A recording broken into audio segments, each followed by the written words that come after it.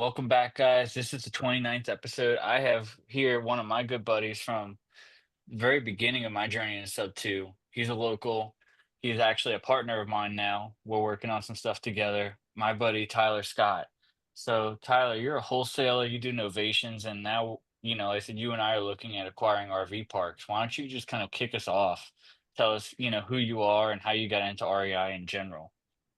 Yeah, so started back in 2017 really. The real estate journey, but I guess kind of before that, working in the oil field. That's actually how I met TJ.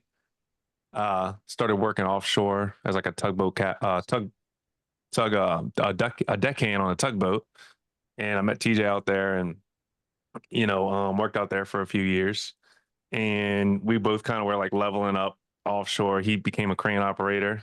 I was like, all right, I'm gonna get my captain's license, drive tugboats, and I think just working out there and around that time, I had my first son. Um, and just like looking at the people that I was working around and stuff, I was kind of like the ones that have been doing it for decades longer than me. I was like, all right, I guess this is my future right here. I'm kind of looking into my future, like looking at them and being gone from home all the time, and like, is this the life I want to live, kind of deal. And around that same time, TJ actually handed me a book that y'all might know, Rich Dad Poor Dad. The And I was purple. like, oh, there's another way to fucking work. So that just kind of opened my. I read that book, and then that was the first book I think I ever read, like ever, from like front to back. I mean, didn't graduate high school, just like didn't do good in school at all. Open up Rich Dad Poor Dad, read the whole thing in like 4 hours. I was like, okay, this is the route I'm taking, right? Soon after I read I think How to Win Friends and Think and Grow Rich. And I think just those three books together, like just kind of it was like a mindset shift for me. Um, and then after that, I was just like, all right, what kind of business is going to start? Like, let's go ahead and start a business. Me and TJ actually tried to start a painting company together in the beginning, in the early stages. And I think we tried that from it was like a course we bought. We bought some course, like some stupid course on like how to start a painting business. And like the whole goal was like, we're gonna set up the business and then just kind of like I think we were gonna like outsource everything. I don't know, but we like made the website, we made the business card, we made the logo, and we spent like a month or two just like doing all like the little knickknack things. And then when it came time to like start marketing and sales, that's when we kind of were like, all right, I think the ball dropped right there. We're like, well, we did all the fun stuff already. This isn't really that fun. We have to go door knock now. What the hell? Yeah. But I think after that, I think that's when you went and got your license to run crane. That's when you started running cranes, huh, TJ? I think you went to like Charles around that time. Yeah. Well, we even got Better Business Bureau certified before we even had like a job. Yeah, Uh, yeah, we didn't Before you even. hired. we, we painted one house, his grandpa's house. He was like our first client. It was a house on Oak Street, Yep. uh, off of Oak Street, uptown, and it was a big, traditional, big old New Orleans house. It's like I think the square footage was like maybe 2,000 square feet or 1,800 square feet on one side of the double. We painted it, took way longer than it probably should have. And him and I both were like, this sucks. We don't want to do this. And then I ended up working back offshore, or not offshore. I was in debt even after reading that book, Rich Dad Poor Dad. Uh, I read the book Rich Dad Poor Dad right after I bought a brand new truck. And I was like, shit, bought a liability. I went continued to run cranes for like another 2 years, and then I came back in like 2019, and he was still wholesaling, or he was really Yeah. taking off. Yeah. Yeah. So he kind of he went to Lake Charles to run cranes. I was like, all right, I'm gonna kind of figure out this business thing. And I actually started pressure washing. I like started door knocking, pressure washing, like took everything I learned from like that little painting course. Like it was like my first taste of like business, right? And it just mixed in with like How to Win Friends and Think and Grow Rich and all these other books I was reading. I was just like, I'm gonna start a business. Like that was the whole goal. And my whole goal was like, I'm gonna start a business, automate the business, get to like 10 grand a month. Like I want to make 10 grand a month with a business that kind of like works without me. And that was like before I even got into real estate. That was the goal. I mean, so I started pressure washing houses and driveways and like door knocking, all this stuff. And I was like, all right, this doesn't feel like scalable. But while I was doing that, I found a guy named Tom Kroll. And I don't know if anybody here knows Tom Kroll, but he was the one that kind of founded Wholesaling Inc. and brought up guys like Brent Daniels, uh, Cody Hoffine, like all those guys. Like that was their original mentor. But like I was listening to all the podcasts, taking notes, just like in education mode for like 3 months. And then I started taking action on wholesale. I'm like, all right, I'm going to do it. Just ordered a bunch of bandit signs. And I was like, I'm going to be like the bandit sign king in New Orleans. Like every single pole is going to have a sign on it. So I just started putting out like 100 signs a week. Calls started rolling in, and I had no clue what I was doing. I was just kind of going and locked up that first deal, and it was a $7,500 deal. And ever since then, I was like, man, I'm hooked. Like I'm gonna keep doing this. So from this, it took about 6 months from the time I heard about wholesaling to closing my first deal. And 3 months of that was just like analysis paralysis, like education mode, like not taking any action. And then 3 months taking action, I finally got a deal. Yeah, and then But like you said, when you get that first payout and you realize you're like, man, this is way easier than a $200 pressure washing job. yep. Yeah. And by that time I had a little momentum going just from all the signs I had out. I remember going to my first RIA meeting, and so the speaker was like, "Yeah, there's a guy out here. I don't know who it is, but they're putting signs all over the place." And I was like, "Oh shit!" He's like, "Is he about to say something bad?" Like he's like, he's got these signs everywhere and all this stuff. And he's like, "That's what y'all should be doing. That's how y'all gonna find deals." Does anybody know who that is? And I raise my hand, and they're like, "Yeah, come up here and come talk."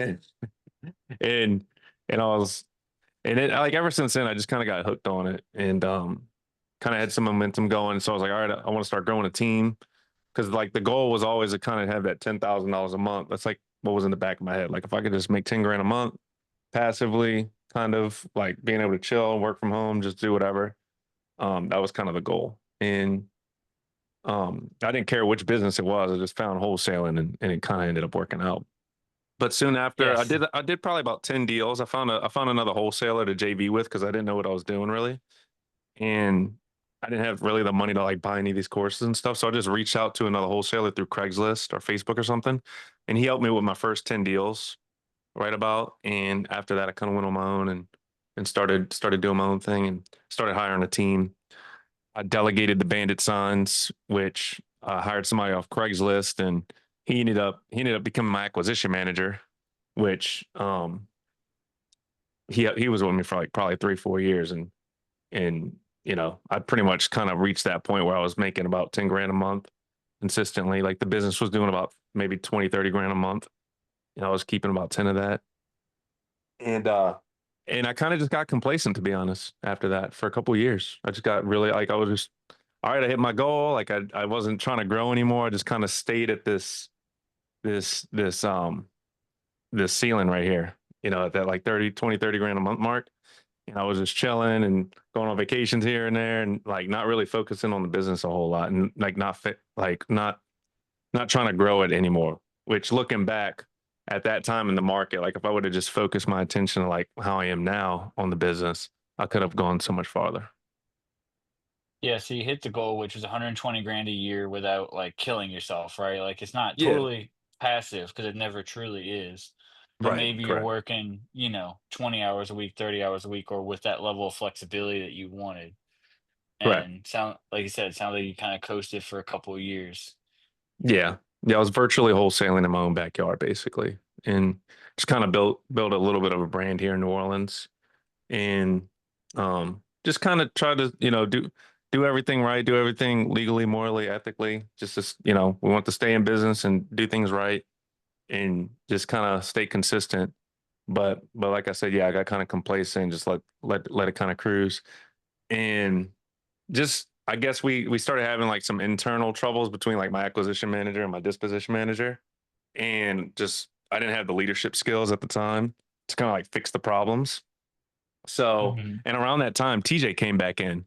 That's when TJ came back in. He came in as like an underwriter because he was previously like a realtor and stuff. So he started underwriting deals, and with the internal troubles with like my current acquisition and dispo, like I got rid of my acquisition manager, and then TJ stepped in. and he became the acquisition manager for the company. Didn't you still end up getting rid of that disposition manager eventually anyway? Yeah, I ended up getting rid of the dispo manager soon after that too. And that was really like I didn't hire right from the beginning. I didn't hire off of core values. Like I didn't know about any of that stuff really. Um, I was like quick to hire and slow to fire right back then because I had no hiring process in place like I do now. Like I would just getting them on and like here you go and not really manage them correctly. But I think the way the real estate market was going back then, it was easy to just make money back then. So we kind of got lucky with that. And So it and sounds like really you learned the hard way, right? Like if you have no culture, that means that you have a bad one. yeah. Yeah, exactly. Yeah, we had no culture, nothing like that. Like I wasn't doing weekly meetings, no daily huddles. Like we were like hit or miss. Like we wouldn't get together as a group. I had a decent relationship with my acquisition manager, not really so much with my dispo. And it was just like I just it wasn't the greatest environment, I guess. But we were making money though. So I learned a lot, a lot of mistakes, and I learned a lot from those mistakes, coming up. Well, if And anything, I find that sales can cover up a lot of mistakes too, right? Like you're saying, when the yeah, market's easy, it's easy to get complacent, but it's really the hard times. It's the times that we're about to go into now that are really what make motherfuckers what they are. correct. Yeah, no, yeah, I agree with that 100%. And that's why we're like really big on core values now. We follow the EOS traction model, to the T, and just like keeping that culture together. Yes, sir. Yeah. So, I mean, what else have you learned through that? I mean, it sounds like core values were a big deal. Teamwork was a big deal because if you don't have core values, you oftentimes don't have teamwork or a good culture.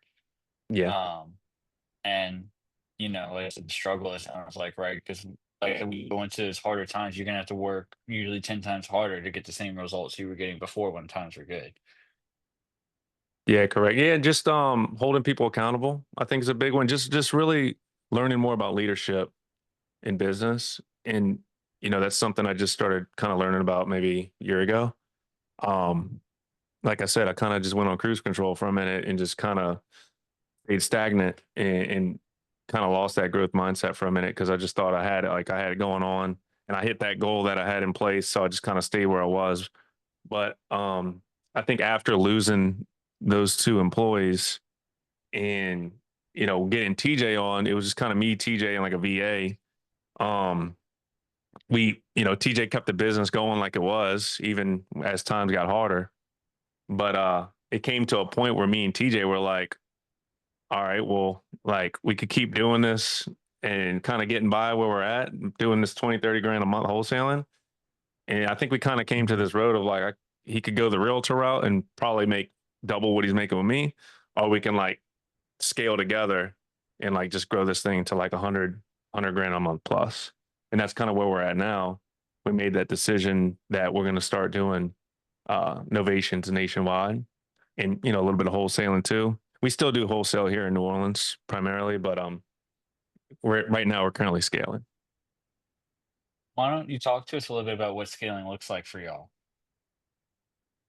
Yeah, so I mean I could just say just in the last 3 months, just really following the EOS model to the T and really just taking everything in and just knowing our roles. And TJ moving up from being an acquisition manager up to an integrator, COO of the company. Hmm. And us bringing on, acquisition managers underneath TJ now. Just really taking on both of us taking a higher level of leadership role and just learning those roles as quick as possible and just kind of progress, not perfection. Just kind of building the plane on the way down and uh and that's really it. I mean, just really scaling a team. I mean, just building all the systems that we need to build to get that team in place and get them to learn, everything from our culture to getting contracts over the phone as quick as possible so we can continue to scale up. Yeah, because that's one of the most terrifying things you can do in business, right? Is to not only to delegate, but also to really put that trust back into your team. So how did Correct. that work with you moving, I know obviously you trust TJ, but moving other people into the roles that they needed to be in. Yeah, I think it's just keeping a revolving door open for new hires to come in and like letting the new hires know like it just kind of all falls back on accountability. And like you said, like I trust TJ, you know, thank you for the happy birthday. Um, but yeah, no, I trust TJ. He's been with me since we were working offshore before we even thought about real estate. So, that's there, and I think that's super important with whoever you're working with. But as far as like the new hires, just keeping that revolving door open to where they know in that accountability there. Like we do the weekly meetings, we look at the KPIs. Are you guys hitting it? And I would say TJ's probably a lot better at like holding people accountable than me because I'm kind of like Mr. Nice Guy sometimes. Like, oh, it's okay, you'll hit your numbers next week. Like, like let's just keep going. Whereas TJ's like, hey, bro, if you don't hit your numbers, you're off the team. So it's awesome having him in that role. And yeah, it all just falls back on trust and accountability at the end of the day. And keeping that pipeline of new hires full because of like somebody doesn't work out, just replace them with somebody else and having a quick way to onboard them and get them in that seat. Y'all do like a probationary period anyway too when they come on, right? Yeah, we do like we do like a acclimation phase is what we call it. It's first week or two weeks.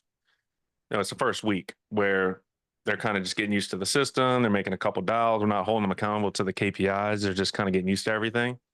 And then after that first week, it's like, all right, you got to hit your numbers. You got to hit your $50 a day.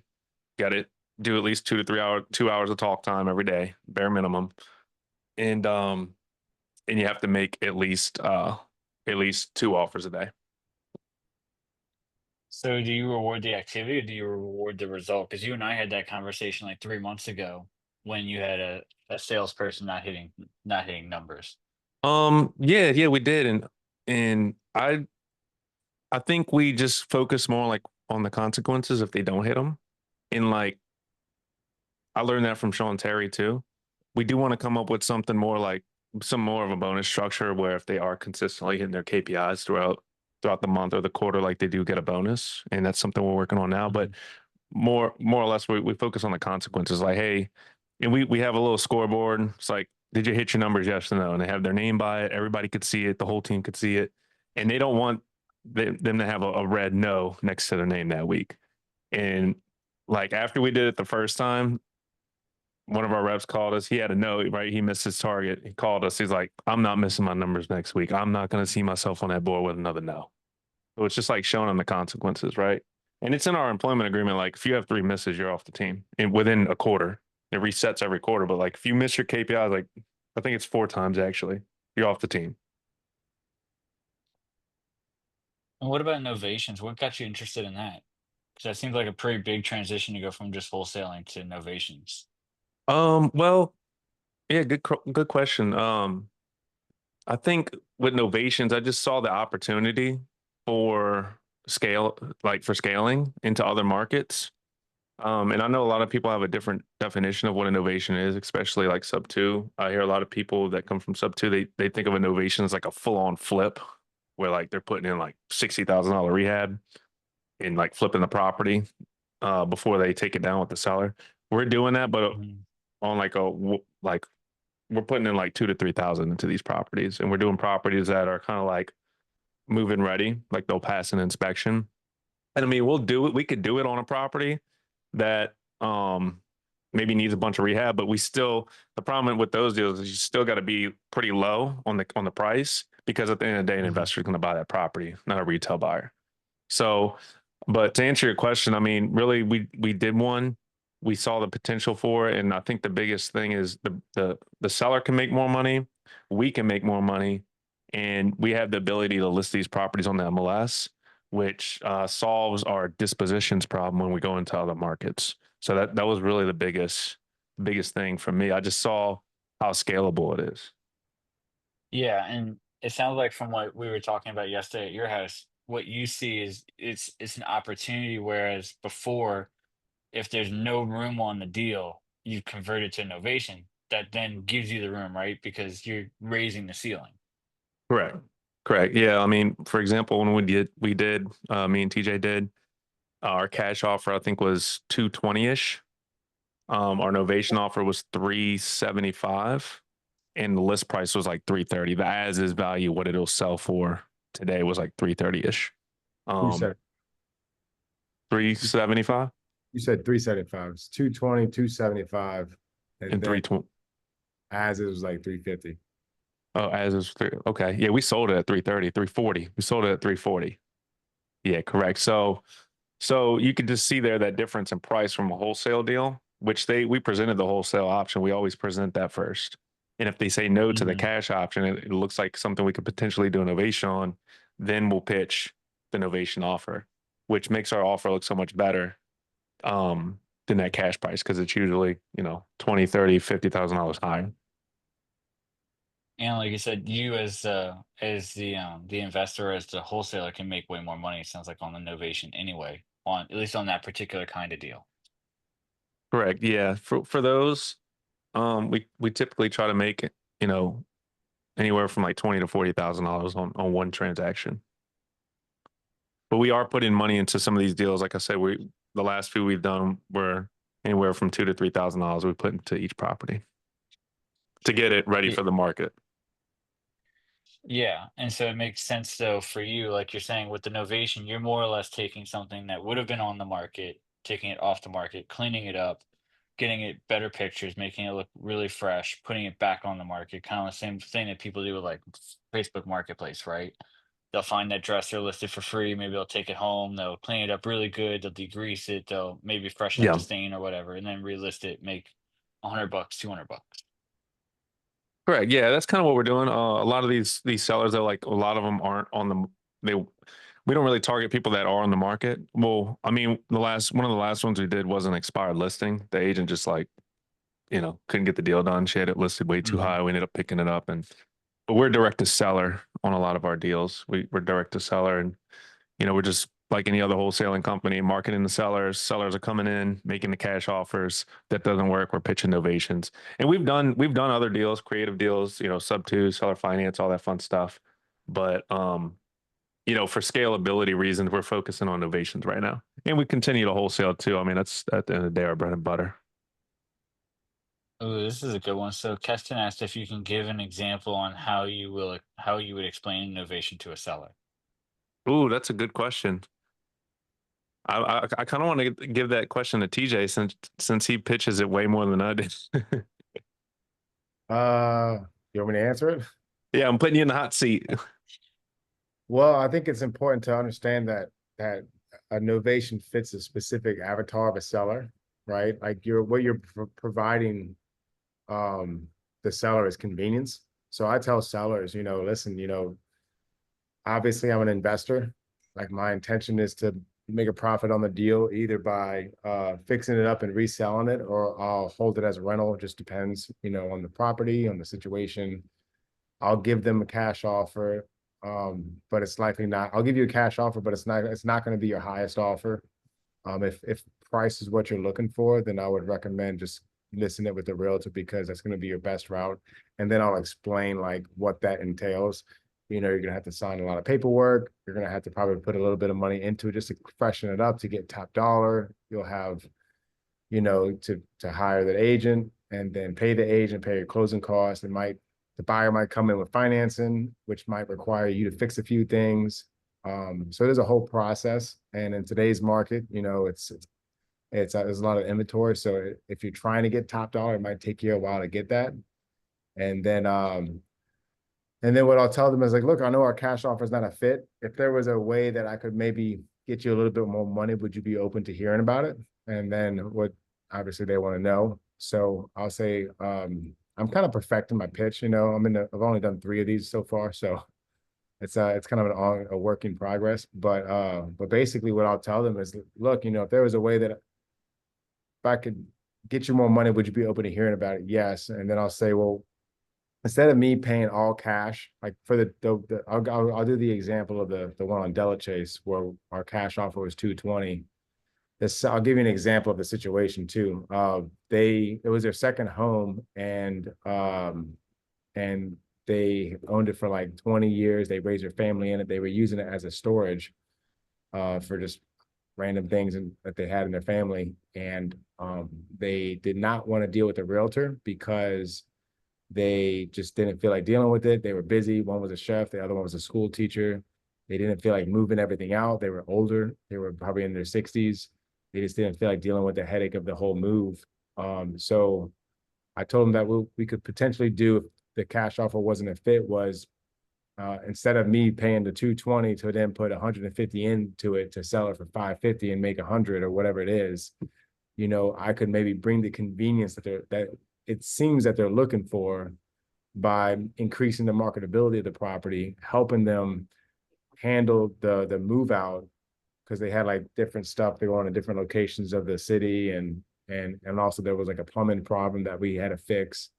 It wasn't a major problem, but it was a problem that needed to be fixed before it was put on the market. And I said, I can fix this. I can move all the things. All you need to do is just sticky note color red on the things you want over here, sticky note color green, all the things you want over here. And then once everything's out, I'm going to come in and deep clean the entire house, both inside and outside. And I'll get this thing looking as good as it can as is. And then I'm going to list it on the market, pay the realtor, pay the closing cost, and find that highest paying buyer. And what I'll do is list it right underneath what I think it's worth, so we can get this thing sold quick. Because what it sounds like is that you're not really concerned about the price. What you're concerned about is the convenience that we're able to bring to the table. So I don't want to overshoot and try to make all the money and then have us all waiting for this thing to get sold. And that's pretty much how I pitch it. Is it price, speed, convenience, or price? What is it that you value? Because if it's price, I'm not your guy, but if you're looking for speed, I can make that happen. If you're looking for some convenience, but you don't want to give away the farm, well, I got an option for that too. And here's how it looks. Yeah. Yeah. I mean, at the end of the day, the novation really just bridges that gap between the cash price and them listing it. And, obviously the cash price is speed and convenience, but they're going to give up a lot of price. And then on the other side is them listing the property. They're going to get the highest price, but it could take a while, and it's not going to be as convenient. They're going to have to clean things. They're going to have to do inspections. They're going to have to do all the things, right? And then there's that novation right in the middle, which we come in, we clean the property out, we get the moving company in there, we fix all the little minor things to get it to pass inspection for a retail buyer. And obviously it kind of meets in the middle there with the price there. So it kind of gives them that extra option. And it works a lot for these deals that just aren't totally destroyed, like most of these wholesale deals, right? It's some of those ones that's like they still got the lights on. I mean, it looks like it could be a decent rental with a little bit of cleanup, but it's more properties like that. A lot of those deals that wholesalers can't get done because their cash price would just never work for the seller. It's the paperwork side of things. The novation is difficult for new people because they just don't understand how the paperwork it looks. That one that we did in Gentilly, they listed it on the market with a realtor, but they listed it with a realtor that was in Houston. So it just wasn't, the pictures weren't good. The house didn't show well. It was just cluttery. It was vacant. Novations work excellent for vacant properties and like out of state owners. The owners were out of state. And a buddy of mine reached out. He was trying to wholesale it, but the seller was right at where the buyer needed to be at on a wholesale deal. But the issue, there was a problem. Like the problem was that the seller was fixed. They only had 2 months runway, or they were going to run out of money to pay the mortgage. They only owed a little bit. It's like 60 grand. The house was worth about 170. And I told them that, look, we'll help you increase the marketability. I'll get it listed. And then that's what we did. We put about 3 grand into the property and we listed it for 170. And I got creative on every single one. I pretty much got creative on the exit, where I said, look, because the first novation deal that we did, the seller, when I told them that we were going to list it underneath what I thought it was worth, she hit me with the objection, well, what happens if you sell it for more? And I was like, I don't know. What do you think is fair? And then they kind of just paused for a few minutes and looked at each other, and I interjected and I said 50-50. And they thought that was fair, and that's what we did. And then we ended up getting an offer 10,000 over ask, and we split that 50-50 with the sellers, and we put it in the agreement. Yep. And then Yep. do you guys have you have to have like a novation clause in your purchase agreement, right? How does that differ from a regular purchase? Yeah, we have three agreements that we use on a novation deal. We have the purchase agreement, just like you would use in a regular wholesale transaction, cash as is agreement, basically, right? And then we have we call it an attorney in fact. We actually some people call it an attorney in fact. We call it limited power of attorney. And that limited power of attorney is basically what allows you to list the property on the MLS on the seller's behalf and clean the property out and do all the things for them, right? So you're Mhm. basically getting a limited power of attorney signed with the seller that's allowing you to list it on the market. And that's how we kind of get around, being able to list it without owning it, right? And then we have the novation addendum, which is an entire separate document. That piece of paper just says to, if the buyer has financing, to basically swap out our original purchase agreement with their new agreement so they could get the financing. Because as you know, with a wholesale transaction, if you just have that as is purchase agreement, um, the end buyer can't get financing, right? It's usually a problem if it's an assignment like that. So that novation helps us alleviate that problem. And I like the way that you guys do it, where you, like you said, you're looking for properties that require minimal rehab or minimal money in. I was tasked one time with helping somebody find a PML or a PMP for Novation, but it was going to be a total gut. Like the rehab budget was almost the price of the as is value. Mm, And the reason that those kinds of novations don't work is because there's really nothing to secure the PML on. Like at the end of the correct. day, if the seller wants to actually just kind of walk away from the deal and keep the money, like it's not to say that those contracts don't hold any weight at all. They do, they hold some weight, but it's difficult to enforce novations, especially Well, when you're dealing with that high dollar amount. it's funny you mentioned enforcement, and me and Tyler were talking about this the other day, and this is being a realtor. I'm kind of familiar with just like the contract side, and I'm always thinking about well, one ethical things like I want to do this in an ethical way, and sometimes when we first started learning about it, I'm not going to throw any names out, but they were just saying it in ways that I didn't quite agree with, calling it things like an equity protection program with the seller. And I just, like, truthfully, that's not the way to protect your equity. The best way to protect your equity is to hire a realtor because you're going to get it to the open market. Yeah, you're going to pay commissions, but like that's going to be higher than what an investor's willing to pay no matter what. So, like, out the gate, and I remember Tyler was trying to get me to, pitch it like, hey man, I got this new thing. And, Tyler's just trying to just try stuff out. That's why he's the visionary, right? He finds these things and then I go execute it. And but I had a problem with it. And then we found another guy, which I resonated more with. And then, but there was still like the he did the attorney in fact only. It's like a one-page document where I started looking into it and I found out that an attorney in fact is part of a limited power of attorney.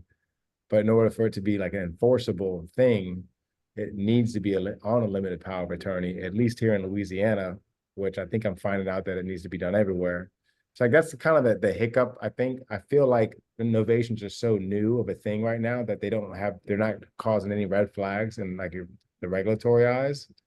But I feel that eventually you're going to have a limited power of attorney notarized and signed by two witnesses because of the enforceability aspect of it. Because if it goes south, well, then if you didn't do the attorney in fact the appropriate way, especially if you're dropping 60 grand on a rehab, well, then you just lost your money. I guess you can put a contractor's lien on it maybe if that was in the agreement, but um, I'm big on like enforceability and just making sure the paperwork's correct. I even give my sellers a net sheet showing the three different ways they can make money, like the three different options. If they listed, I'll give them a range on the high end. Like, look, I don't know who the highest paying buyer is. I don't have a crystal ball, but they're probably around this range. And if you got that highest price, this is what you would net. Here's what you would net with the novation. Here's what you would net with my cash offer. And I'll tell them, look, the long and short of it is this: is the convenience we're bringing to the table worth this difference in price? Because if it is, then we can do it. If not, then no harm, no foul. I can connect you with a good realtor. Yeah, it's just disclosing at the end of the day. There's a lot of people teach innovations that aren't disclosing a lot of things, including like they're going to list it on the market, which is a good recipe for disaster because the seller sees it marked up 30, 40, $50,000 on the market, right? And then now it's a problem, and that's not how we're looking to do business. And yeah, like TJ said, I think it's still the wild, wild west a little bit. There's not a whole lot of people talking about it, but we're uh we're here to do it right and do it legally, morally, and ethically, and just kind of disclose everything along the way. So Tyler, Tom asked, what is EOS? Good question. It's that is from the book Traction. EOS model is just an operating system for your business. Just like Mac is an operating system, Windows, right? And a lot of people, and I had this problem in the beginning. I was using a lot of different operating systems, and it can make things really confusing. Um, but basically, it's just an operating system for your business. I wish I had the book right here. I think it's next to my bed because I'm reading it again. But yeah, basically, it's just look up EOS Traction. There's a lot of YouTube videos out there. Uh, it's just basically how you solve issues, how you your culture within your business. It just helps you kind of really build that foundation for your business. How do you handle your quarterly rocks, set up your weekly meetings, just all that stuff is in there. Yeah, I think I've read or heard of. There's like I think at least three now, like major operating systems. But that's all EOS is. It stands for Entrepreneurial or Entrepreneur Operating System. Right. Correct. The guys that wrote Traction also wrote Rocket Fuel, and Rocket Fuel, so everybody gets the terms from Visionary and Integrator. Most people can go online. You can Google it. There's a free quiz. You can take the quiz. A lot of people are a mixture of both. Um, and the way I break that down for people is that the visionary usually will see the vision of the company and where it can go and how it can scale. And they are casting the outward vision. Think of like your extroverted friends, right? And the integrator is usually the person that is taking what the visionary is saying and translating that and working in house in building that culture and building that team and working with the team in order to get them to hit their KPIs. So also like your introverted friends typically. Correct. Well, like for example, like me and TJ's relationship within the business. Now that we leveled up to, I'm the visionary, he's integrator. Now we like really found our roles. Before it was just like, he was just kind of doing all the things, and we didn't have we didn't really know our roles, I guess you could say. But like for example, me as a visionary, like I kind of went in and built our hiring process out, and like started funneling applicants in, and like built the onboarding process. And I just kind of progress, not perfection. It's not perfect, but I kind of built it, as quick as I possibly could to get someone from Indeed to inside of our CRM. I set our CRM up and all that stuff. And then TJ's kind of coming and sometimes cleaning up the mess because I'm just like moving fast, right? And he's like kind of going in the onboarding, fixing some things, like going through the applicants, like, all right, this guy's not a fit, that guy's not fit. And then he's helping me manage a lot of the day to day, like holding the daily huddles with the sales team and enforcing that they're going through the sales process correctly. And he was in the sales role for so long that, I mean, he's a better closer than me at this point, just from being in that role for so long, and being on the phone with sellers, and yeah, I guess that's kind of like the difference in the relationship there. That's a good point. I didn't think about it like that, but like I would say if you had to put a motto to each, the motto of the visionary is like progress over perfection, whereas the motto to the integrator would be like slow is smooth, but smooth is fast. Slow is You smooth. know, Is fast. yeah, slow is smooth, but smooth is fast. That's definitely my motto is progress, not perfection. It's on my mirror, so I see it every day. Yeah. I think my motto is ounce of preparation is worth a pound of execution. There you go. Well, and that falls in line with slow is smooth, but smooth is fast, right? Yeah. Like it's better Yeah, to take your time and be prepared. It's better to sharpen your axe than it is just to go out there and just start swinging, swinging, swinging, and trying to take down an oak tree with a dull axe. There's a spot for both though. You got to. Because there's times when you need both one more than the other. And I think whenever we made the switch, it was time for progress, not perfection. And then when we got the new hires, I was like, dude, this is all messed up. We need to revise all this. But it worked, and we got people in the seat, and now, you know, in the middle of revising it. So Yeah, Right. and that's how it goes. Like you said, you have to kind of balance between the two. You have to go back and forth. There's times for progress and then there's times for execution, and those two are not mutually exclusive, but they're not exactly synonymous either. Yeah. Yeah, it's a good relationship to have, and I think we both kind of fit our respective roles well. And we took the EOS test. There's a test y'all can go and take. It's like a simple survey, right? And we've done all the personality tests and all the stuff. So Yeah. 16 personalities is another really good one if you really want to kind of get to know your people and who you work with and how well they work together. yeah, yeah, we make all of our applicants take that. Take they actually take the disc and the 16 personalities. They were taking another one too. I forgot which one it was, but we took that one off. Yeah. Hexico or something. I don't know. But Let's talk about RV parks though, Tyler, because you and we just started looking into that recently, and it seems like we kind of started to hit a little bit of a little bit of getting a little bit of momentum there. So what? Because you have a mobile home park now, right? well, yeah, it's basically a yeah, I guess you'd call it a mobile home park. It has three mobile homes on it and four RVs. I'm only supposed to have two RVs, but I kind of snuck an extra two on there for now. And that's only because where the property is located, it's about an hour south from where I live, kind of in the middle of nowhere, but they're building an LNG plant about 30 minutes away from where my property's Mhm. at. So I was able to get a permit to put like some temporary RVs. So it's not actually an RV park. I just have a permit for temporary RVs because of, the all the work that's come here to Plaquemines Parish. Yeah. But So because I remember bringing that idea to you, like, hey, I'm interested in RV parks. So what kind of got you interested in that? um I mean, I kind of just fell into it honestly. Like I never So, I mean, I will say too, like the land that I own, it was actually my uncle's property, and he had a mobile home that he lived in on the property. It was probably about 4 acres, right, of land in the middle of nowhere. All right, it wasn't worth much at all. But he passed. He didn't have any kids. Me and my sister were like basically like, you know, um, all he kind of had, I guess. Like he kind of was always around. Hmm. And I was actually gonna. It was actually close to where I worked at the time, like kind of in the middle, like where I worked on tugboats. I was actually gonna like go live in the mobile home, and like it would be closer to work.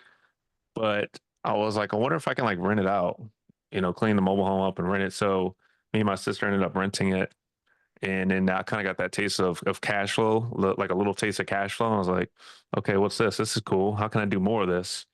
I ended up finding two more mobile homes for sale by owner for like really, really cheap, like $10,000 each.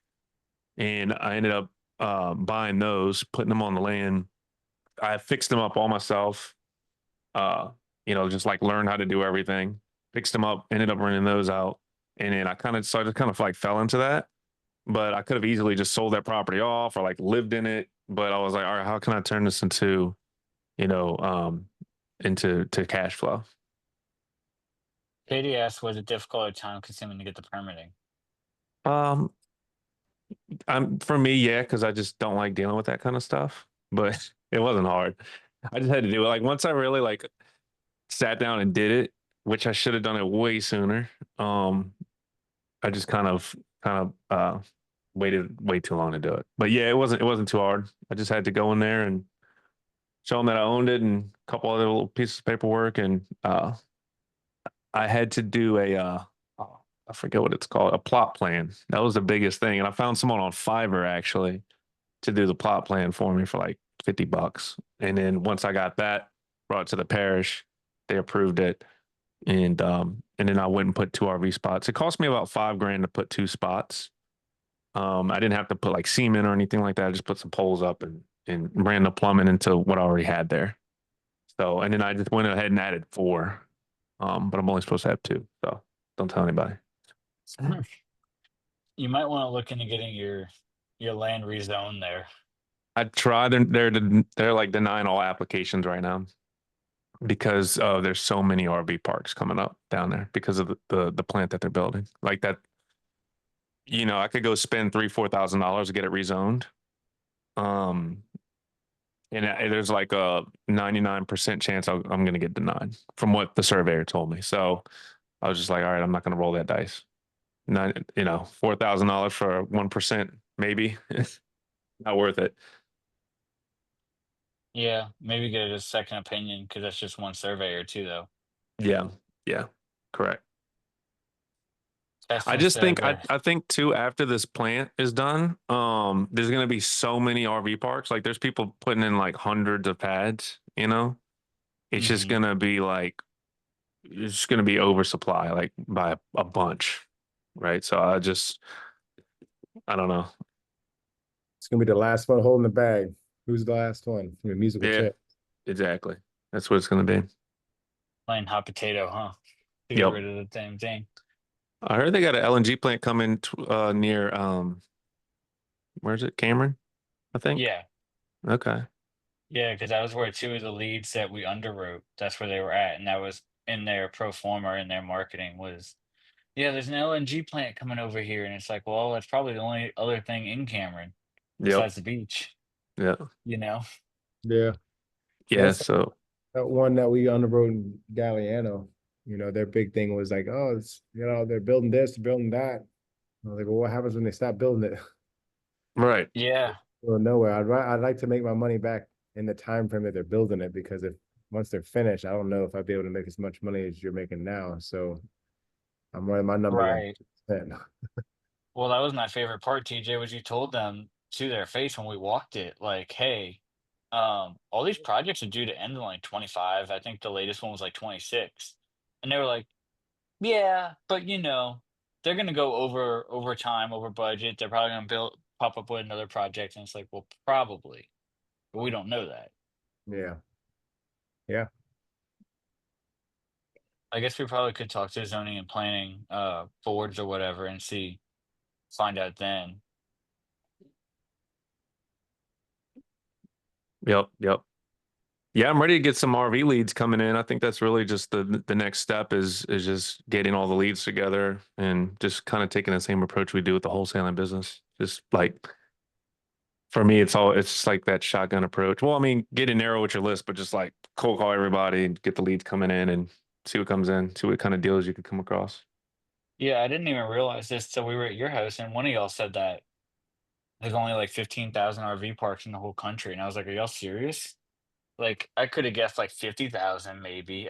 That's still not a lot for 350 million people in a country, but That Yeah, was it that, seemed. that was another Chat GPT reference. Oh, okay. Yeah, we got to look into that because if it's only 15,000 RV parks, like there's no way. Because I mean, maybe there, I don't know. But for it's like, all right, let's cold call the whole list.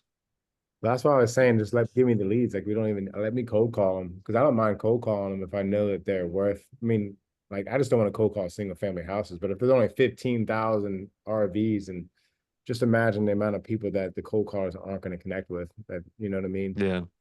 But I yeah, suppose cold call is probably the best way. I Just would get say first layer, cold callers, just dial through the list, bring in what they could bring in, and then it's like, all right, here's all the people that didn't answer, or here's all the people that like were like kind of not ready yet, and it's Mhm. like just kind of build off of that. Yeah, Because that first that round, was you're gonna get a deal. Yeah, like you're gonna get something. yeah. that and sort it out by states. That way you can start like if we wanted to start in our geography first, if we wanted to start in our backyard, do like Louisiana, then you could do Mississippi, Alabama, work your way out. Yeah. That's the only thing that worries me about RV parks is buying like up north where they actually have to like winterize and shut down for a whole season. Like none of us really live up there, so we don't know. Like I've lived in snow before, but that doesn't mean I want to live in snow. All right.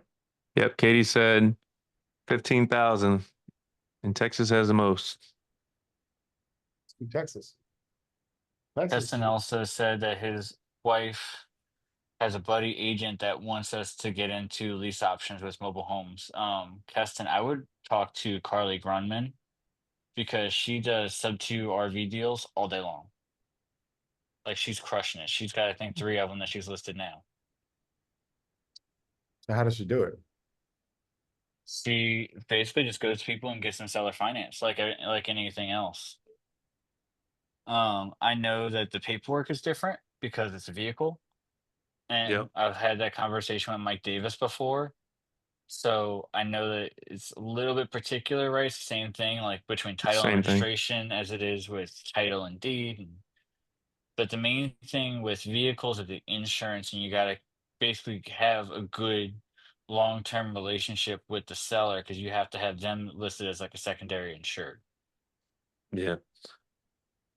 So I Yeah, know that's what. I have a mobile home on seller financing now that I'm seller financing, and it's just one mobile home in a mobile home park where they have to pay lot rent too. So that was kind of tricky, but that Jose was also fun. asked, he said, how does ROI of RV mobile home parks compare to single family, multifamily? I think they're higher. It's higher, but it's a little less passive. I think it depends on how you look at it. Kind of like Tyler's saying, it's definitely higher than single family. It's a little bit lower than multifamily, but your expenses are lower too. So you can get a higher NOI. You can do a little bit more, you can keep a little bit more, but kind of like Tyler's saying, it's not completely passive. Um, so there's a lot that has to be done, you know. There's usually things that go wrong. Apparently sewage is a big issue with RV parks, mobile home parks, just because there's a lot of people like to flush things they're not supposed to flush, regardless of what that is. So from what I've heard from other owners, that's a big deal. And they have to constantly be working on like sewage, or maybe somebody drives in and knock down a light pole or something like that. Um, so yeah, generally speaking, you will make less gross than multifamily. But you keep roughly about the same from what I understand because your expenses are so much lower. Do you, Another can way. you still, this is a question I just thought about. Can you still depreciate the asset like you can with multifamily? Yeah. Oh Really? yeah, Like 100%. 27 and a half years? Yeah, you can because that's what Sane and Brian do with their fund is they allow their investors to claim depreciation. So usually, and I've had this conversation with Joe Jensen before as well. So what ends up happening is if, like, let's say if I have the fund of funds and you invest, TJ, you invest like 100 grand into my fund of funds. It's a 5-year exit. We're investing in RV parks or mobile home parks. They function about the same as far as an investment goes. You can claim up to 50% of depreciation in the first year, and then 20% every subsequent year. So since it's a 5-year hold play, that's 130% depreciation over the time that you hold the property. You're getting quarterly dividends from my fund based on the value that we're bringing to the property. And then upon exit, you get all of your equity as a LP cashed out. So it usually depends on how the preferred return is structured. And it also depends on how the LP equity is structured.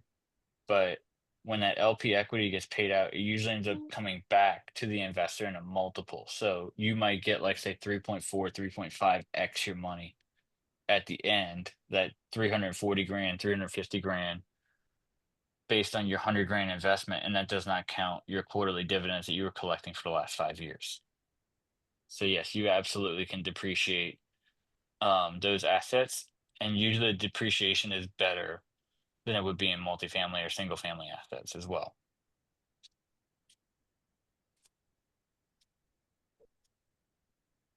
Hmm. So, but yeah, guys, what else do we want to talk about with RV parks? Because the three of us kind of all got into it at the same time. We looked at it, we are like, huh, this seems like a good asset class. Let's just run in this direction. I've always wanted to just do bigger deals. I think one of the things that one of the reasons why we got to the position that we were in where we needed to scale was because I wanted to get out of the single family space. I think once I started learning creative finance and then I started doing innovations, like my skill sets increased. So then, Hmm. and I just felt like I wasn't making the kind of money I wanted to make. But then I had my license and then I started doing creative finance with, or my credibility went up because of the knowledge I ended up obtaining over the years. So I started listing the commercial stuff. I have a 30-unit motel listed. I got a big piece of commercial land listed. I have a big giant warehouse out in Saint Amant listed. So I started like having these opportunities with the commercial stuff where it was like a do I do I stay doing this in the single family space or do I switch over? And that was the conversation I had with Tyler. I don't really want to be an agent because I enjoy the chase of a deal and I enjoy the creative side of the investment stuff. But I can't keep continuing to do the single family stuff because I'm hitting the ceiling myself, you know. And I was like, team me up with big deals. I said, just team me up with the commercial stuff. And his idea was like, well, the cash conversion cycle is just so much longer. It's going to take you longer to close the deal. So like we need to keep the lights on. And in order to do that, we really need a single family space kind of going. And that's what happened. But ideally, I mean, I like sales, you know, so if I could just be teed up with just big deals, bigger deals, I'm cool with that. You know, RV I parks. think ideally too, once you get in that first big deal or two big deals, like that's eventually going to be able to keep the lights on because you're just going to be getting cash flow. Yeah, that too. Yeah, exactly. I just find it exciting, you know, and I have my own set of goals with what I want to do with my time and all that, you know, but with like the RV that we talked about, you know, but I just, I don't know. If somebody's doing it, we can do it. If there's somebody out there flipping yachts, wholesaling yachts and airplanes and giant jets, like why can't we? I'm not suggesting that that's the asset class to get in, but you know, why not think big? Yep. Yep. Yeah, well, that's like what I was telling y'all. You know, our my new friend Michelle, who she gave me some of her time the other day to talk about RV parks. She's been in the thing less than a year between two or three parks. She's got 500 pads, and Oh now wow. she traveling the country putting on workshops on how to buy your first RV park. That's awesome. Yeah, that's cool. Yeah, so shout out to her because Yep. she's the shit. I think they're doing weekly panels now on RV parks leading up to her event at the end of the month. What's her name? Michelle Bisson. Oh, Michelle. Yeah, I'm gonna put it in the chat for everybody because y'all should go follow her. She's really cool and she's very helpful and she knows a lot about RV parks. Like I walked her through TJ everything that we did so far on our deal, and she's like, "Yeah, I think y'all made all the right calls, including the soft pass on them to let that motivation increase." Yeah. Hey, I called him last week. I was like, hey, did you find a buyer yet? They Nope, still but don't know that I'm. we increased their income. I was like, oh yeah, how'd you do that? She said, well, we got the people at the hospital. I was like, awesome. Well, let me know if anything changes. Talk to you later. And How does that increase the income though? If they're selling the spots at all the same price anyway. I don't know. Like all you're doing is bringing the income back up to where you represented that it was because your income statement said that you basically had no vacancy ever. You know what I mean? My thing on the RV park out there, it's like if you're gonna own something way out in the bottom of the map, you might as well be in Grand Isle because people who go down there are going down there to like fish and but Galliano is just it's a little bit too north, I feel like. And there's a lot of competition too. You know what I mean? There's a lot of RV parks out there. So my biggest concern is like once that work dries up, like who's gonna stay at your RV park? Yep. Well, like I said, I guess it's on us to call the planning commission and see if they actually have more projects and stuff lined up after that. Because if they do, then the work might not dry up. They might be right. But then again, we all know this, right? Sellers just talk about a whole bunch of shit. I wonder if there's a creative way to put a deal together where you could have like the like contingencies set for in the future in case like the work isn't there, you know, almost like a lease option, but you just wouldn't exercise the option, I guess, but you get to enjoy if she wants cash, I don't know. She's looking for a I'm sure cash. there's I'm sure there's a way to do it. You just gotta think what would Pace do? I have no idea. Hmm. I need to watch more of his videos on his training. Either that, or we just gotta get on family night and ask him ourselves. Be like, huh, what would you do in this Sure. situation? We should be loud. We should tell everybody what we're doing. Yep. You That's know? what I was doing. I don't. I used to never see y'all on family nights, just on the accountability calls Yeah, with when is family? Jeremy. And That Yeah. Tuesdays? It's Tuesdays, huh? it's usually Tuesdays. Sometimes he does it on all kind of random days, nights, evenings, mornings, whatever. But he usually announces it in the group. Hmm. Yeah, I'm gonna have to get on those. I don't even have them in the calendar. I just have the Thursday night call and that's it. It's not consistent enough for you to put it in the calendar. He usually will Mm, send out an email and it'll mm, say, "Hey, like Tuesday this week from 6 to 9 Arizona time or whatever, we'll be doing family night." mm. Gotcha. So you gotta check your email. What's our buy Gotcha. box, Adam? What's our buy box? Yeah, Pretty much anything above 24 pads. 24 or more. Why is that? Primarily because we just don't want to buy another job. So I would say above 24 pads, probably above an NOI of 100, north of 150 if we can find it. Um, So you can pay you know, somebody because and run it, basically, right? yeah, I mean, look, we might self-manage it for the first 12 months, 24 months, whatever. If we have to go in and do a bunch of construction, I think that's the safer thing to do. Hmm. But ultimately, we want the NOI to be there to support having a property manager so we don't have to do it ourselves, right? Because like you said, like you want to get in an RV and go. I want to get in an RV. I would love to move into one of these parks for a short while to manage it, just to really get the nuts and bolts and understand how the operations work. Hmm. But at the end of the day, like I want to be able to take my RV. I want to be able to go, and I just want to be Yeah. able to go wherever I want to go, whenever I want to go. Yeah. You know, like I said, Makes- maybe I'll take my RV to my daily pace or to whatever, to a meetup or a squat up summit or what have you. I just think traveling around in an RV would be so awesome. Making money Yeah. from the Well, road. that's what we were talking about, me and Alex. I was like, yeah, honestly, having a domiciled address in Puerto Rico, so you could avoid paying federal income tax, and then just the other 6 months of the year traveling around in an RV Yep. for a while until you stack up a bunch of cash.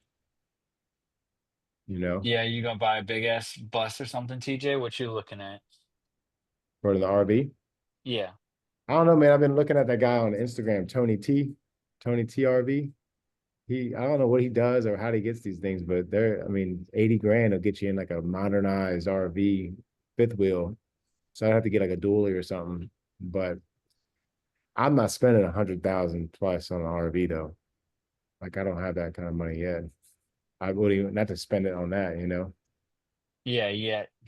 You'll get there. One One day. day you'll have your bougie ass RV. Yeah. I'll have like the RV on Meet the Fockers where he's got like a database center, like a command center underneath. That's where I'll do Got my cold like calls. Screens everywhere. I'll wear like an iPad headset, like the new Apple, what do they call it? The Apple the headset Vision Pros. Vision Pro. Yep. I can see I could myself see that. I wearing that could in the RV. I could see you with like a fancy espresso maker and like all the funny shit in there. Oh Yeah, yeah. nothing wrong with that though. Gotta Nah, No. not at all. But you I were gotta uh you were a little surprised when we got in the truck to go down to Galliano. You're like, what's that ticket sound? I don't know. It's been a while since I've been in the vehicle, a diesel vehicle. I don't know. An older vehicle like that. Yeah. We had fun though. She used to ride around in his Tesla. Yeah. TJ's like, yo, stop at this gas station. I'm gonna go get me some boudin. Yeah. Yeah, We had that fun though. Boudin's the best out in the country. Oh yeah. It is. We're blessed enough to live in a state where you can walk into like any gas station anywhere and just get a gourmet meal. Mm-hmm. That shit's pretty good. I have a question, Tyler. What you got? You know, uh, Adam mentioned something about the upcoming downturn, right? Hmm. I'm assuming you believe that there's an upcoming downturn, Adam, for you to say that. Hmm. What I mean, being that we're like at the very beginning of scaling nationwide, I mean, I guess if we did have a downturn, what I mean, you got short sales, you can probably do sub twos, like target sub twos, potential leads with like low rates. Because like Hmm. the wholesale in a downturn, it's going to be impossible. I feel like because you're not going to be able to get the seller low enough because they're going to lag the market. Like, what's the kind of the strategy? Have you thought about that? No, that's a good question. I mean, I thought about it a little bit to the extent of like, and I think that's the thing with our model too, is that we don't have have to put a lot of money out to stay afloat. Um, I mean, all we have is our marketing expense, and a lot of that's kind of paid for through referrals. And so we really don't have to spend any money for marketing at this point, and we have leads coming in. So it's like it doesn't really cost much at all to keep the lights on. Most of the team is commission. So I look at it like just you got to get the seller lower kind of deal. And I think you're right. There's going to be that lag. And I think that's where I think being able to raise private money comes into play too, and Yeah. having the money to really be able to take these down at a deep discount, and then be able to like turn around and resell them. Maybe that way too. Like doing more of like a wholesaling strategy. But that's the thing with novations too. Like you're really not in for much. It's just the numbers just change, right? And that's all. And it's just getting the seller to realize that I think is the hardest part. I mean, it all comes back down to sales too. But Well, it makes me think about, like you mentioned, private money. It makes me think like, okay, well, we know how to find a deal. I know how to negotiate, structure a deal. Like the missing piece, like that, millionaires are made in recessions, right? mhm. Like the missing piece is the money. Right.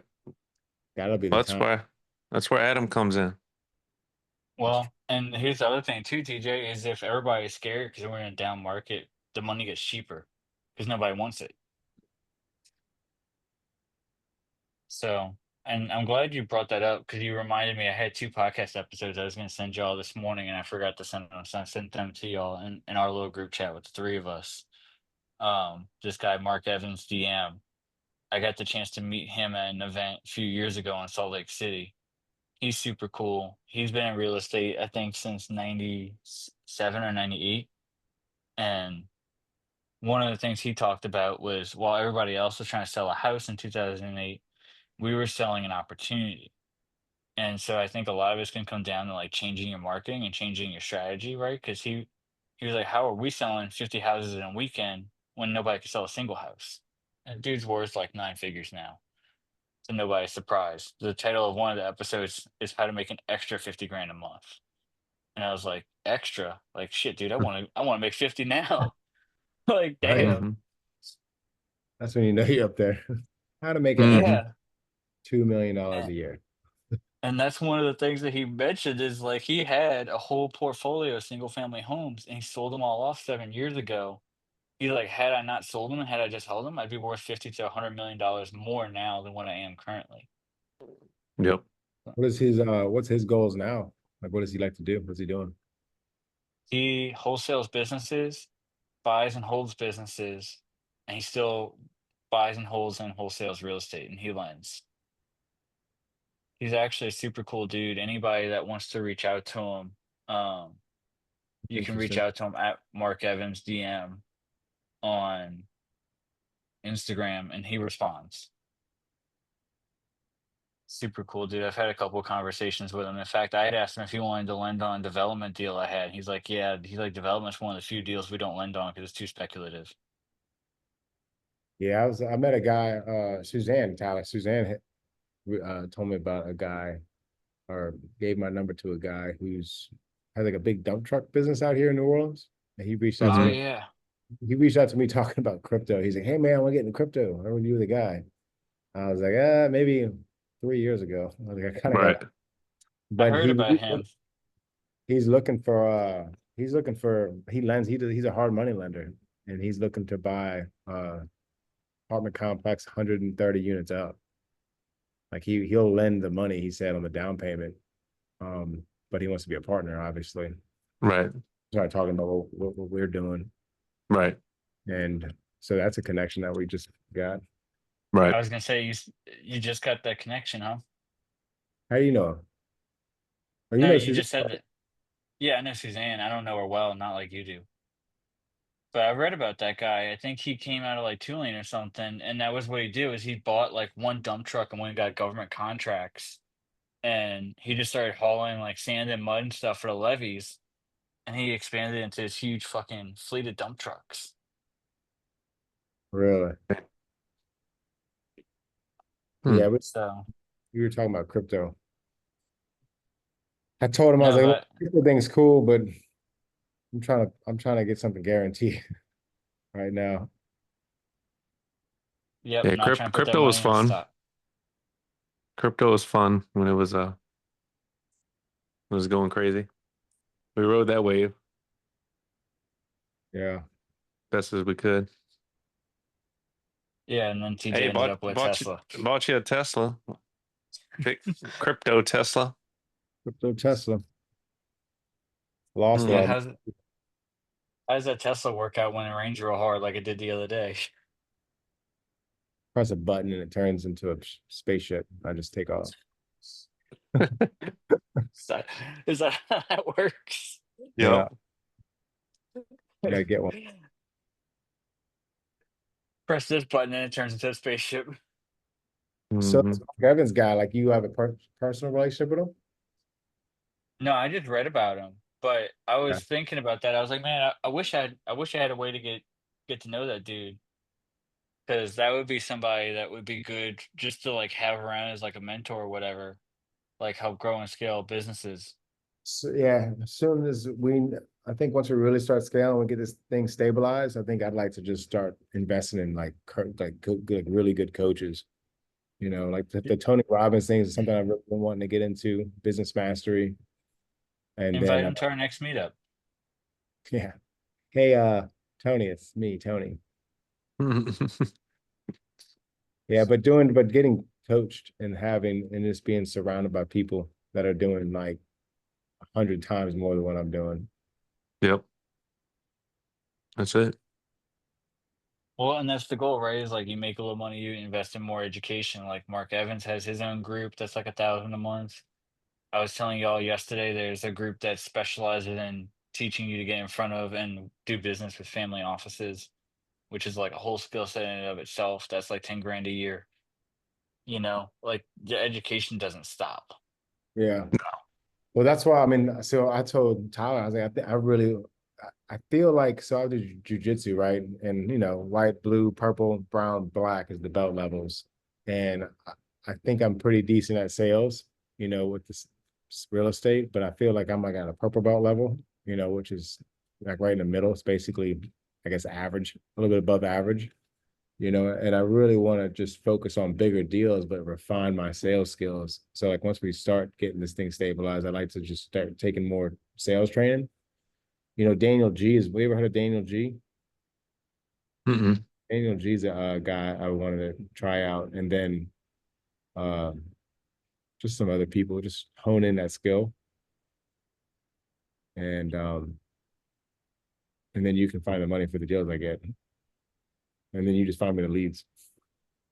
And then I go close them. That's a good trio team we got here. Yeah. Good, Yes, sir. good trio of strong personalities, Hmm. but we all make it work. Oh Just yeah. bring some cigars to the party and it's all fine. Yeah, everything's gonna be fine. So let's do that because we're kind of getting into the second half or the tail end of this. Let's talk about education. What kind of books are you reading right now? What kind of podcasts you listening to? What are you going through? Right now I'm reading I just got done reading the 21 Irrefutable Laws of Leadership. That was a really good one. Just kind of focus on leadership books right now. Um, what I read before that? Podcast, I'm listening to the Wealthy Investor, YouTube. I think they have a podcast, but most of it's on YouTube. It's all wholesalers, people doing novations, wholesaling, scaling their businesses to over $100,000 a month. Just kind of taking some of their best practices there and applying them to the business. Um, And really just what was it? Books, podcasts, and coaches. Just whatever you're listening Yeah, to right now as far as education goes. just really reading every day. You know, every single night for at least 30, 15 minutes, 30. Sometimes it's a page, sometimes it's a few chapters. Yeah, man. Well, and that's the important part, right? Like when I went through 75 hard, they teach you to do 10 pages a day. Yep. You know, Yeah, it that's the goal. doesn't have to be a whole lot, but it just has to be something that moves the needle forward. Exactly. Yeah, get 1% better every day. So I built that habit of reading every night. Um, I just built that habit maybe a year ago. Before that, it was like super spotty. And now it's like I just make it super easy, make the habit easy, right? Whatever you're doing. So like the book's on my bed. When I lay down, it's like it's automatic now. So, but before I had It to is. track it. I had to track it literally like, did I read? I put all my goals on my mirror. I got health, wealth, love, happiness. And I have habits. What new habit do I want to develop this quarter? And Mhm. it was reading, right? I want to read every single night. And it was a hard one for me, but I got it. And then just started building the habits from there. Yeah. Well, similarly, like I put it as a task on my calendar, and then I put the book next to right next to my bed. Like you got to make the things that are a priority to you the easiest to do. Yeah, exactly. Like even I have like this little light that goes in my book because like if I didn't have that, you know what I mean? Just like that one little thing, it's like all right, there's like no excuses. I got a light literally it's on the book, like because I Yeah. don't feel like getting up and turning the light on or whatever. It's just those little things that make the habit super easy. So it just becomes automatic. Yeah. Because the easy decision is always to say no. Yeah, and in tracking your goals on your mirror too, I think is huge. That's something because like you see them every single day, every night, you know, in your key impact areas, health, wealth, love, happiness. I was gonna say, how does Monica feel when she looks right into your goals every day? Oh Get yeah, ready. hey, I love it because she holds me accountable too. You know, like a new habit I'm doing this quarter is gym 4 times a week. I've been on point with it, and it's like I even have a checkbox for each day that I'm supposed to go, and it's like I'm holding myself accountable. I see it every day. It's kind of hard to miss the target when you're literally looking at it. It's like I'm not about to just put X's every day and my son can see it. Like I'm not about to, you know what I mean? So having the Yeah. goals on the mirror and checking them off every single day, I think is huge for me, keeping me on point. Yeah. Well, I mean, I think so. I think it's important to have everything like said super visible and have people that can hold you accountable. And a lot of times, not everyone in relationships will hold you accountable, but you've got a good one. So Yep. Yep. Thank we you. know we know she'll beat your ass if you don't. Yep. Oh yeah. What did you tell Adam? Uh-huh. That was great. What about you? But What are you working on? What are you reading? I'm still on buy then build. I fell off my reading habit for a little bit, so I'm getting back on the bandwagon and finishing that up. And then after that, I've got built to sell, and then I've got Jordan Peterson's second book queued up after that. Okay. Okay. Because Beyond I Order? read Beyond Order? 12 rules. What's that, TJ? Beyond Order? Yes, Beyond Order. I read the first 12 rules for life. And it's a little dense, it's a little long, it can be tough to read. So I kind of like it because it's a challenge.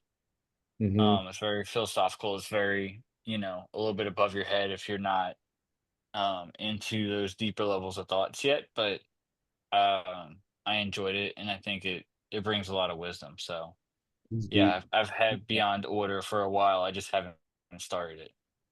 I went and saw Jordan Peterson here in New Orleans when he came here recently, and like he just like I'm just like sometimes I just don't understand what he's talking about, because he'll go down a rabbit hole and it's so deep. But I mean, I do like his. I don't know if you've seen. He's got a personality test, a Yeah, self-assessment personality test that's really good, and he also has a personality like course. I think it's like I don't even know how much it was, $30, $20, but he had like basically lectures of him talking about all the different personality types, and that was pretty cool. It's not I like haven't sure taken it 16 yet. personalities, but it's more like on the big five. Yep. which is most of what 16 personalities is derived off of anyways, the big five. Right. But I haven't taken a personality test or course yet. I have done his self-authoring though. Did you? Yeah, It's cool. Did it's you a do lot. the past, present, and future? Yeah, Yeah, I need to do that. I've been wanting to it's do that. very it's very intense. They ask you to elaborate a lot on each individual question, and they ask you three separate questions per prompt. And I want to say there's like 10 or 12 prompts. So to go through like the past section, you're answering like 36 questions. Each one's like 1,000 characters or something like that. So you end up writing like you end up writing like an entire novel by the time you're done with just the Oh past yeah. section alone. Oh yeah, I've been wanting to do that for a long time. I've just been waiting for me to get my RV so I can be in the middle of nowhere and do it. It's like $30 and you can buy it with a gift pass for somebody else. So that's what Yeah, I did was I bought it for two people and I gifted the other membership to my best friend. nice. What did you learn? Um, I learned it's really self-reflective. And so what it does is it makes you look back on things and look inward. And what I learned was that like I was lingering on decisions for too long, especially past decisions, and like beating the shit out of myself for things that don't even really matter. Like it's a learning lesson, like take it, move on, go about your day. So it kind of it taught me to really kind of let go more because like I said, I was holding on to a lot. Hmm. Especially at that time that I started, I was going through a lot. So it made sense. Hmm. It made sense for where I was. Um, but yeah, I think what you learn is individualized to each person because it's such an individualistic experience, which is kind of cool in and of itself. Yeah. Yeah, it sounds awesome. Have you ever heard of Joe Dispenza? Yeah, I've read two of his books actually. He's got some deep books too. I get lost in those books. I'm I've got Becoming Supernatural and Breaking the Habit of Being Yourself. super scientific, man. I can't get behind it. I just watch his videos on Gaia. The He, One of the books was more, I think it was Becoming Supernatural was denser, I thought, than Breaking the Habit, which was the newer of the two books. right. And so similarly, like reading Jordan Peterson, like if you're not super into that, if you're not used to reading complex sentences with big words and lots of syllables, it can be a lot. Hmm. That was a lot But for me.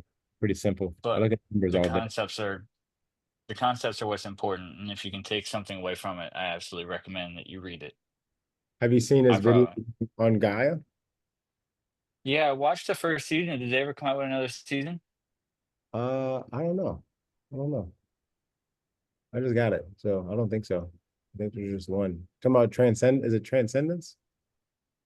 Wait, no, Transcendence is one of the videos. I think his is Rewired. Wired. Yeah. Rewired, yeah. They had one season of it, but they were talking about making a second and a third season, I think. I don't know Okay. if they ever did. I watched the whole season like a couple years ago. Yeah, I think it's cool. I think it is too.